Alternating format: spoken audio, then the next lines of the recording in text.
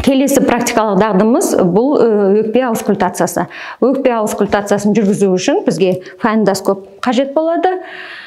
Өкпе аускультациясын жүргізген кезде осы фонендоскоп арқылы жаңағы өкпені салыстырмалы перкуссия жүргізілген нүктелерге фонендоскопты қою арқылы біз өкпені тыңдап шығамыз.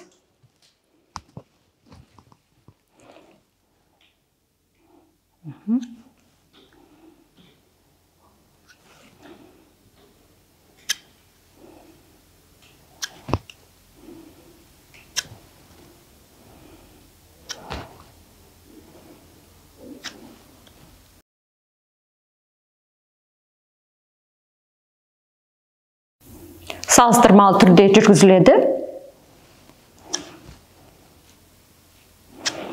Алдыңғы қолтық асты сызығы бойынша 7-ге шейін салыстырамыз.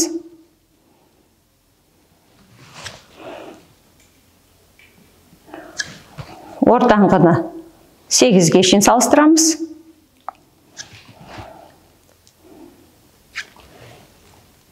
Артқыны 9-ға шейін салыстырамыз.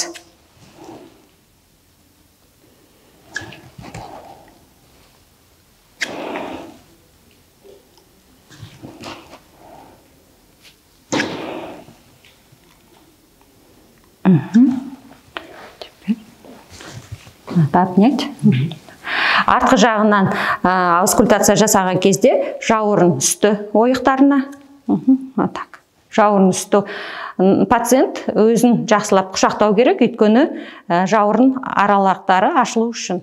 Жауырын үсті ойықтар тыңдаймыз. Жауырын ортасын тыңдаймыз.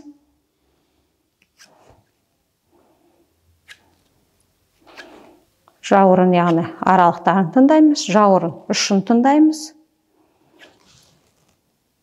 Екі жақтан бірде салыстырып. Жақсы.